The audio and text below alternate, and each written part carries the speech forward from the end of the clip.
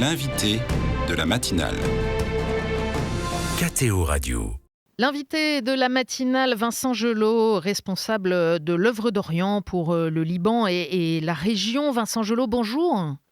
Bonjour. Merci d'être avec nous depuis Beyrouth. Beyrouth où a eu lieu ce dimanche un grand rassemblement à l'initiative de pas mal d'associations et d'églises à l'occasion de la Journée mondiale des pauvres. Quel était le sens de cette journée ? Alors d'abord, cette journée, c'était de répondre à l'appel du Saint-Père qui a lancé cette Journée mondiale des pauvres il y a 7 ans. Cette journée, en fait, elle est le fruit d'une réflexion depuis presque 10 mois en réalité, parce que le Liban traverse une crise économique, financière depuis plusieurs années, ça on le sait, et on s'y est même presque habitué. Malheureusement, cette crise, en fait, elle est en train de détruire de l'intérieur tout ce qu'il reste du Liban, c'est-à-dire son secteur éducatif, les écoles, qui sont en grande partie tenues par les congrégations et les diocèses et les églises. 30% des écoles du Liban dépendent de ces institutions. Et puis tout le secteur associatif, qui est très important au Liban et qui est une des richesses de ce pays, et qui aujourd'hui est en train d'être absolument détruit par cette crise, qui fait que les gens pauvres sont de plus en plus pauvres, les gens n'arrivent plus à se nourrir, à se soigner, il y a de plus en plus d'élèves déscolarisés, et les gens qui accompagnent ces pauvres, que ce soit les infirmiers, les aides-soignants, les professeurs, tout le corps associatif qui en fait eux-mêmes deviennent pauvres et n'arrivent plus à s'en sortir, et puis même les institutions qui servent cette population-là, qui sont en fait tout ce qui reste aujourd'hui au Liban parce que l'État est absent et ces institutions remplacent l'État en fait dans sa mission. Ces institutions sont en danger de fermeture, alors que certaines d'entre elles ont plusieurs dizaines, voire plusieurs siècles d'existence. Donc c'était pour lancer un cri que les gens se sont rassemblés par dizaines de milliers ce dimanche. Vincent, on va revenir à cette journée, mais est-ce que vous pouvez nous aider à comprendre cette crise ? Vous le dites, malheureusement, on s'habitue. De fait, ça fait des années qu'on répète que le Liban est en crise. On se souvient aussi du drame sur le drame qu'a ajouté l'explosion du port de Beyrouth il y a un peu plus de 3 ans. Concrètement, qu'est-ce qui se passe aujourd'hui ? Est-ce que vous pouvez nous aider à entrer dans la compréhension du fait qu'on atteint maintenant un seuil au-delà duquel on ne comprend pas s'il y a encore une vie possible ? Alors, cette crise, on l'a fait généralement démarrer en 2019, où vous avez eu, à partir de l'automne, une série de contestations dans les rues massives contre les élites politiques du pays et contre la corruption. Vous avez eu dans le même temps une dévaluation de la livre libanaise, c'est-à-dire un effondrement de la monnaie locale. Et en parallèle, vous avez eu un blocage dans les banques des comptes bancaires des Libanais qui n'avaient plus accès à leurs avoirs. Donc la monnaie locale s'est effondrée, les gens n'avaient plus accès à ce qu'ils avaient en banque, tout s'est effondré. Et derrière là-dessus s'est mis en effet l'explosion du port de Beyrouth, etc. Pendant les 3-4 dernières années qui ont suivi, donc jusqu'à aujourd'hui, le secteur associatif et des associations comme l'œuvre d'Orient, mais aussi d'autres associations comme l'aide à l'Église en détresse et d'autres, on a été au chevet, si vous voulez, de tout le secteur éducatif chrétien, associatif, les hôpitaux, les dispensaires, les associations, les orphelinats, les centres pour personnes handicapées, et on a essayé de tenir, si vous voulez, ce secteur-là pour ne pas qu'il s'effondre par rapport à tout cela. Et on l'a fait. Sauf qu'aujourd'hui, depuis quelques mois, vous avez une dollarisation de la société, c'est-à-dire que le Liban le coût de la vie est en train de redevenir ce qu'il était avant la crise. Sauf que les gens, les Libanais, n'ont plus ces dollars. Donc en fait, ceux qui sont mis de côté, c'est les plus pauvres et les plus vulnérables qui sont de plus en plus nombreux. Ce qui veut dire concrètement que ceux qui ne peuvent pas payer les scolarités, les enfants sont mis à la rue. Il y a de plus en plus d'enfants déscolarisés. Aujourd'hui, un gamin de 9 ans qui est passé par le secteur public, par exemple, qui est complètement effondré, ne sait ni lire ni écrire. Vous avez de plus en plus de gens qui meurent chez eux parce qu'ils ne peuvent pas se faire soigner. Et donc en fait, cette dollarisation aujourd'hui fait que des associations, nos associations qui jusqu'ici portions ces secteurs-là, ne peuvent plus y arriver parce que nous, on ne peut pas donner plus. Avant la crise, quand on donnait 10 000 euros à une école, c'était important. Aujourd'hui, 10 000 euros pour payer les scolarités, c'est rien du tout parce qu'elles ont été multipliées par 3 cette année. Donc en fait, ce cri qui est lancé, il est lancé parce que là, on arrive au bout d'un système. Et les gens n'en peuvent plus. Et en fait, cette crise, elle est grave parce que non seulement elle détruit pas seulement les institutions, elle ne fait pas juste qu'augmenter le nombre de pauvres, mais elle détruit les personnes. Elle est en train de détruire l'âme du Liban. Et très concrètement, moi je l'ai vu sur le terrain, ça fait 8 ans que j'habite dans ce pays, en rencontrant nos partenaires libanais, des religieux, des religieuses, des responsables d'associations, des gens qui ont le sens de la mission, qui étaient en burn-out, qui étaient en dépression, qui parfois étaient plongés dans un désespoir sans nom parce qu'en fait ils ne voyaient pas d'issue à cette crise. Donc en fait cette crise, c'est pas une crise normale, c'est pas une crise habituelle, c'est quelque chose de destructeur. Et là, on arrive au bout du système.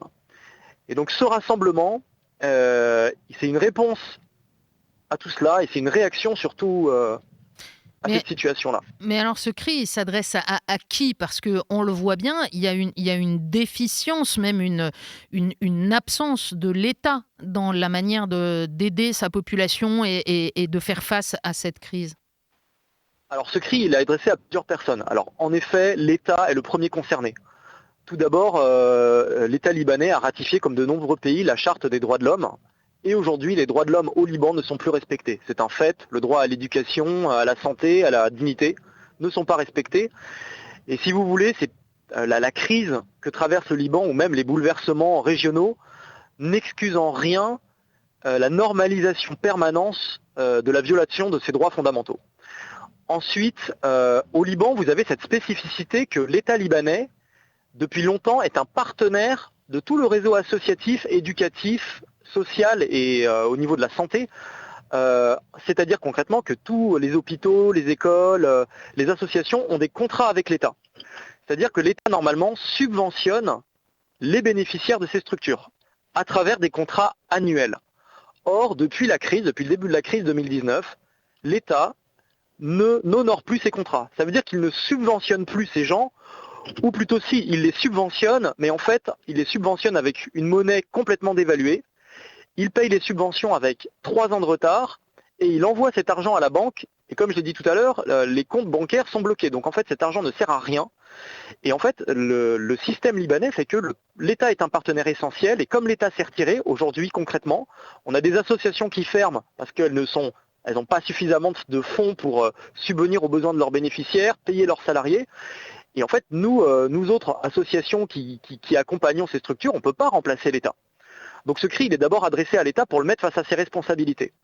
Ensuite, c'est aussi un cri adressé à la diaspora, parce que la diaspora traditionnellement aide le Liban. Le Liban a une diaspora nombreuse. Aujourd'hui, la diaspora continue de soutenir le Liban, mais ils aident principalement la famille restée au pays, et ils aident moins les institutions qui travaillent sur place. Donc c'était aussi un cri adressé à la diaspora. Et puis enfin, un cri adressé à la communauté internationale, pour qu'elle puisse, si vous voulez, entendre le cri des Libanais. On sait qu'aujourd'hui, il y a des crises nombreuses, mais on voit que le Liban est un pays extrêmement fragile, encore plus avec les crises régionales qui touchent le sud du pays. Et donc, l'effondrement de ces dernières structures qui tiennent le pays sont un danger même pour la stabilité du Liban. Peut-être un mot pour préciser justement avec l'embrasement en Israël et Palestine, il y a évidemment un impact sur le sud Liban. L'œuvre d'Orient, là aussi, en a parlé il y a quelques jours. Ça touche les populations qui vivent au sud Liban. Tout à fait. Moi, je me suis rendu au sud Liban il y a 1 mois à peu près, dans les villages. Et la situation là-bas, elle est dramatique en fait, parce que vous avez d'abord une grande partie des villages se sont vidés. Moi, les villages chrétiens que j'ai traversés, c'était 60% de la population qui était partie. Et ceux qui restent, ce sont les plus pauvres, les plus modestes, ce sont souvent des agriculteurs. Et en fait, ces gens ne peuvent plus travailler dans leurs champs parce que dans les champs, il y a des milices du Hezbollah qui les traversent et les utilisent. Et de l'autre côté, ils reçoivent des bombardements israéliens. En plus, ces gens, ils subissent la crise que je viens de décrire juste avant. Donc en fait, ils étaient extrêmement fragilisés. Les écoles sont fermées, ce qui est très compliqué. Donc les scolarités, là non plus, n'ont pas été payées. Les profs continuent d'enseigner, mais sans salaire. Vous avez en plus, comme il y a des incursions de milices dans les villages chrétiens, les gens, et que l'armée libanaise s'est retirée, les gens sont obligés de mettre en place des groupes de surveillance dans les villages de jour et de nuit pour empêcher qu'il y ait des incursions et empêcher derrière les répliques israéliennes sur ces villages.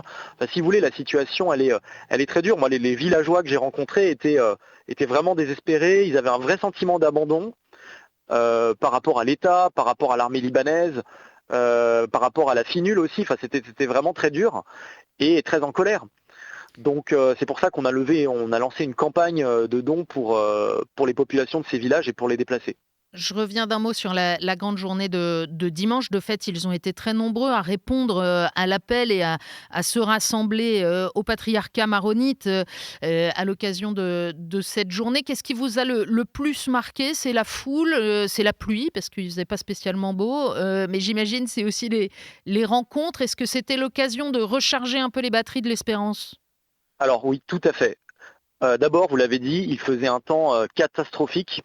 Et au Liban, quand il pleut, les gens généralement ne mettent pas le nez dehors, même pour des bonnes raisons. Et là, on a rassemblé plus de 10 000 personnes au patriarcat à Pirkei. Les gens sont venus de tout le pays.